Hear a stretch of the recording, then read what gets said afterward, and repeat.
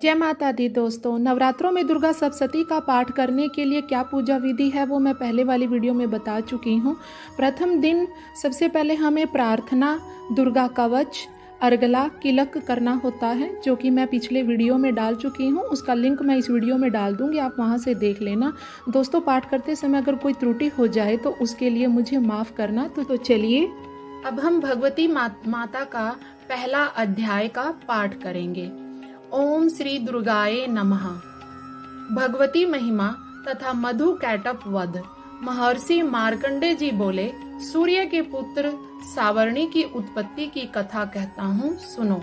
सावर्णी महामाया की कृपा से जिस प्रकार मवंतर के स्वामी हुए उसका हाल भी सुनो। स्वारोचिस नामक मवंतर में सूरथ नाम के एक राजा थे। सारी पृथ्वी पर उनका राज्य था। वह प्रजा को अपने पुत्र के समान मानते थे, तो भी कोलों के विरोधी राजा उनके शत्रु बन गए। राजा सूरथ की उनके साथ लड़ाई हुई।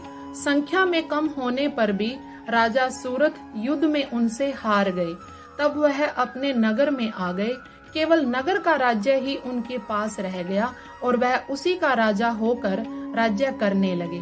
किंतु उनके शत्रुओं ने उन पर वहां भी आक्रमण कर दिया। राजा को बलहीन देखकर उसके दुष्ट मंत्रियों ने राजा की सेना और खजाना अपने अधिकार में कर लिया।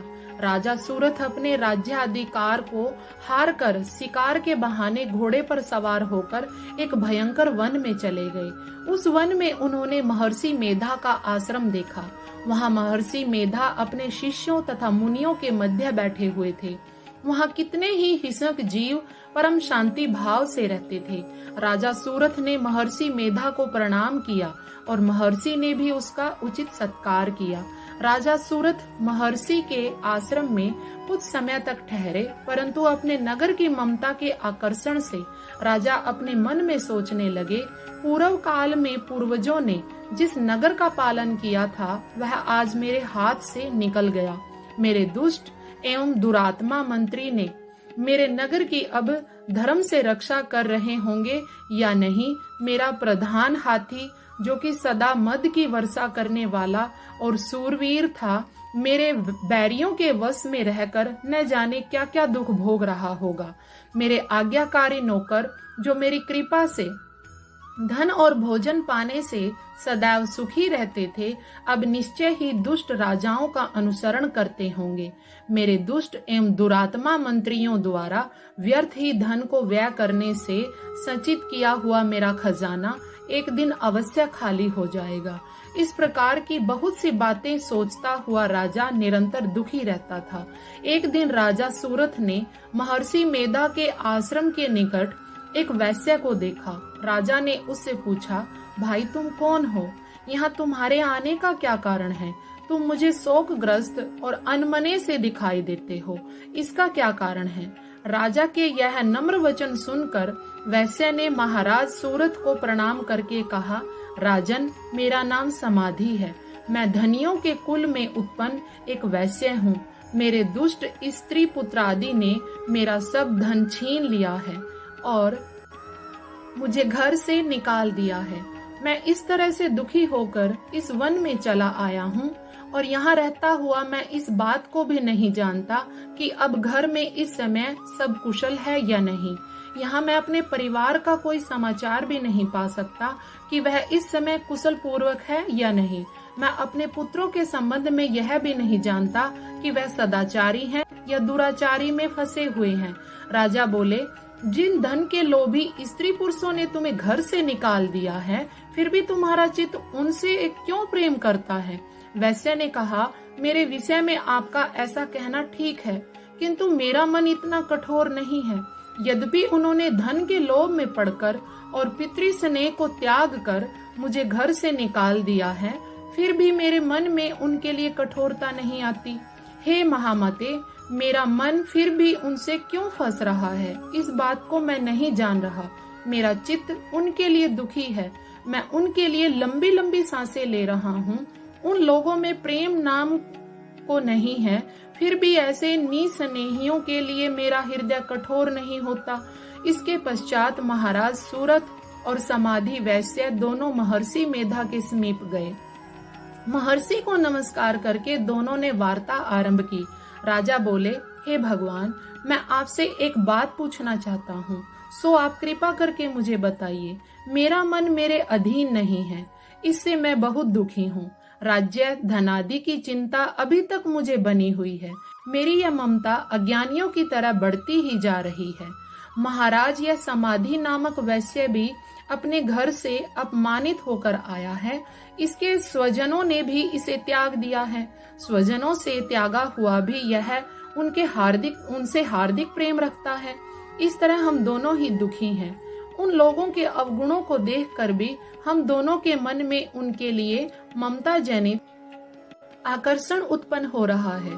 ऐसा क्यों है? अज्ञानी मनुष्यों की तरह हम दोनों में यह मूर्खता क्यों है? महर्षि मेधा ने कहा, विषय मार्ग का ज्ञान सब जंतुओं को है। सबों के लिए विषय पृथक पृथक होते हैं। कुछ प्राणी दिन में नहीं देखते और कुछ रात को, परंतु कुछ जीव ऐसे भी हैं जो दिन तथा रात दोनों में देख सकते हैं। यह सत्य है कि मनुष्यों में ज्ञान प्रधान है, किंतु केवल मनुष्य ही ज्ञानी नहीं होता, पशु पक्षी भी ज्ञान रखते हैं। जैसे यह पशु और पक्षी ज्ञानी है, वैसे ही मनुष्यों का ज्ञान है, और जो ज्ञान मनुष्यों में है वैसा ही पशु पक्षियों में है। इन पक्षियों की ओर देखो, अपने भूख से पीड़ित बच्चों की चोंच में कितने प्रेम से अन्न के दाने डालते हैं। हे राजन, ऐसा ही प्रेम मनुष्यों में अपनी संतान के प्रति पाया जाता है। लोभ के कारण अपने उपकार का बदला पाने के लिए मनुष्य पुत्रों की इच्छा करते हैं और इस प्रकार मोह के गड्ढे में गिरा करते हैं। भगवान श्री हरि की जो माया है, उसी से यह संसार मोहित हो रहा है। इसमें आश्चर्य की कोई बात नहीं। यह माया ही तो है जिसके कारण संसार मोह में जकड़ा हुआ है। यही महामाया भगवती ज्ञानियों के चित्त को बलपूर्वक खींचकर मोह में डाल देती है और उसी के द्वारा संपूर्ण जगत की उत्पत्ति अनेक प्रकार से होती है।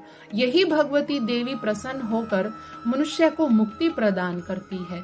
यही संसार के बंधन का कारण है तथा संपूर्ण ईश्वरों की भी स्वामिनी है। महाराज सूरथ ने पूछा, भगवान, वह देवी कौन सी है जिसको आप महामाया कहते हैं? हे ब्राह्मण, यह कैसे उत्पन्न हुई? और हे ब्राह्मण, वह कैसे उत्पन्न हुई और उसका कार्य क्या है? उसके चरित्र कौन कौन से हैं? प्रभु, उसका जैसा प्रभाव हो, जैसा स्वरूप हो, वह सब कृपा करके मुझसे कहिए, मैं आपसे सुनना चाहता हूँ। महर्षि मेधा बोले, राजन, वह देवी तो नित्य स्वरूपा है। उसके द्वारा यह संसार रचा गया है, तब भी उसकी उत्पत्ति अनेक प्रकार से होती है। वह सब आप मुझसे सुनो। वह देवताओं का कार्य सिद्ध करने के लिए प्रकट होती है। संसार को जलमय करके जब भगवान विष्णु योग निद्रा का आश्रय लेकर शेष सैया पर सो रहे थे, तब मधु कैटव नाम के दो असुर उनके कानों के मैल से प्रकट हुए। वह दोनों असुर श्री ब्रह्मा जी को मारने के लिए तैयार हो गए। श्री ब्रह्मा जी ने उन दोनों को अपनी ओर आते देखा और यह भी देखा कि भगवान विष्णु योग निद्रा का आश्रय लेकर सो रहे हैं। तब ब्रह्मा जी श्री भगवान को जगाने के लिए उनके नेत्रों में निवास करने वाली योग निद्रा की स्तुति करने लगे। श्री ब्रह्मा जी ने कहा, हे देवी, तुम ही स्वाहा, तुम ही स्वधा और तुम ही वैसटकार हो। नित्य अक्षर प्रणव में अकार, उकार, मकार, इन तीनों में मात्राओं के रूप में तुम ही स्थित हो। इनके अतिरिक्त जो बिंदु रूप में अर्ध मात्रा है, वह भी तुम ही हो। हे देवी, स्वर भी तुम्हारा ही स्वरूप है और जीवन देने वाली स्वधामी तुम ही हो। हे मातेश्वरी, संध्या, सावित्री तथा परम जननी भी तुम ही हो। तुम इस विश्व को धारण करने वाली हो। तुमने ही इस जगत की रचना की है और तुम ही इस जगत का पालन करने वाली हो और तुम ही कल्प के अंत में सबको भक्षण करने वाली हो। हे देवी, जगत की उत्पत्ति के समय तुम सृष्टि रूपा होती हो, पालन काल में स्थित रूपा और कल्प के अंत में संहार रूप धारण कर लेती हो। तुम ही महाविद्या, महामाया, महामेधा, महारात्रि और मोहरात्रि हो। श्री ईश्वरी और बोध स्वरूपा बुद्धि भी तुम ही हो। लज्जा, पुष्टि, तुष्टि, शांति और क्षमा भी तुम ही हो। तुम खड्ग धारणी, शूल धारणी, घोर रूपा तथा गदा, चक्र, शंख और धनुष के धारण करने वाली हो। बाण, भूषुंडी और परिघ यह भी तुम्हारे ही अस्त्र हैं। तुम सौम्य और सौम्यतर हो। यही नहीं बल्कि जितने भी सौम्य तथा सुंदर वस्तुएं हैं उन सब से बढ़कर सुंदर तुम हो। पर और अपर और सबसे पर रहने वाली परमेश्वरी शक्ति भी तुम ही हो। हे सर्वस्वरूपे देवी, तुम्हारी स्तुति कौन कर सकता है। इस संसार की सृष्टि, पालन और संहार करने वाले जो भगवान हैं, उनको भी जब तुमने निंद्रा के वशीभूत कर दिया है तो फिर तुम्हारी स्तुति कौन कर सकता है। मुझे भगवान विष्णु तथा भगवान शंकर को शरीर धारण कराने वाली तुम ही हो। तुम्हारी स्तुति करने की शक्ति किस में है। हे देवी, तुम अपने उदार प्रभावों के कारण ही प्रशंसनीय हो।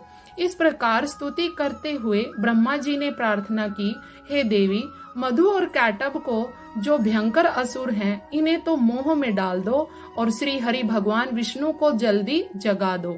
हे देवी, भगवान में इनको मारने की प्रेरणा भी आप उत्पन्न करो। महर्षि मेधा ने आगे कहा, हे राजन, जब श्री ब्रह्मा जी ने देवी से इस प्रकार स्तुति करके भगवान को जगाने तथा मधु और कैटब को मारने के लिए प्रार्थना की, तब वह देवी भगवान श्री विष्णु के नेत्र, मुख, नासिका, बाहु, हृदय और वक्ष स्थल से निकलकर ब्रह्मा जी के सामने खड़ी हो गई। उनका ऐसा करना था कि भगवान श्री हरि तुरंत जाग उठे और दोनों असुरों को देखा। वे असुर अत्यंत बलवान और पराक्रमी थे। क्रोध के मारे उनके नेत्र लाल हो रहे थे और वे ब्रह्मा जी को वध करने के लिए तैयार थे। तब क्रुद्ध होकर भगवान उन दोनों दुरात्मा असुरों के साथ पूरे 5000 वर्ष तक लड़ते रहे। एक तो वह अत्यंत बलवान और पराक्रमी थे, दूसरे महामाया ने भी उन्हें मोह में डाल रखा था। वे असुर भगवान से कहने लगे, हम दोनों तुम्हारी वीरता से अत्यंत प्रसन्न हैं। तुम हमसे कोई वर मांगो। भगवान ने कहा, यदि तुम मुझ पर प्रसन्न हो तो अब तुम मेरे हाथों से मर जाओ। बस इतना सा ही वर मैं तुमसे मांगता हूँ। मधु और कैटब ने चारों ओर जल ही जल देखा। योग माया से प्रेरित उन दैत्यों ने भगवान विष्णु से कहा, जहाँ पर जल न हो, सूखी जमीन हो, उसी जगह हमारा वध कीजिए। तथास्तु कहकर भगवान श्री हरि ने उन दोनों को अपनी जांग पर लेटाकर उन दोनों के मस्तक अपने चक्र से काट डाले। अंत में महर्षि मेधा ने कहा, इस तरह यह देवी श्री ब्रह्मा जी के स्तुति करने पर प्रकट हुई थी। अब मैं तुमसे उनके प्रभाव का वर्णन करता हूँ, सो ध्यान पूर्वक सुनो। दोस्तों, हमारे प्रथम अध्याय का पाठ संपन्न हुआ और आगे तीनों रहस्य, क्षमा याचना और आरती मैं नेक्स्ट वीडियो में डालूंगी, जिसका लिंक मैं इस वीडियो के डिस्क्रिप्शन में डाल दूंगी। आप वहां से देख लेना। मेरे साथ बोलिए जय माता दी दोस्तों।